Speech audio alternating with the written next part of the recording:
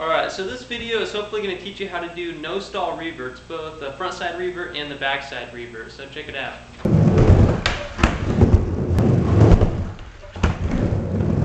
So the first thing you want to remember when you're doing a revert is going to be your shoulders. Your shoulders are going to be what's going to initiate the revert when you go back in. So to learn the no stall reverts, what you want to do is first learn no stalls.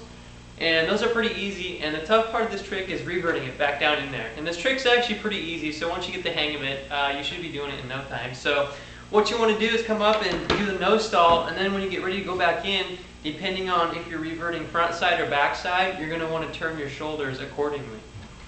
Watch my shoulders. They're going to start the turn, and the rest of my body is going to follow as I finish into the revert position. Alright, so when I do my no stall reverts, depending on which way I revert it, it doesn't really matter. I find it easiest if my back wheels touch the transition as I'm going down into the coping here. And what that's going to do is it's going to let me revert, but all my weight is really going to be on my back truck right here.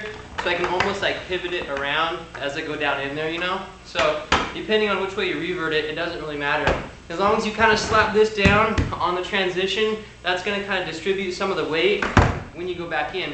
Because if you just kind of revert on your front trucks right here, you're going to have to balance it like this when you come back down into the 180. And that's pretty hard to do unless you're really good at balancing those manuals while you're reverting down the coping. So it kind of sucks to do that. So I found it easier to, even this way, you know, if it's if you're backside reverting it, slam your back trucks down, and then that'll follow as you go back down in.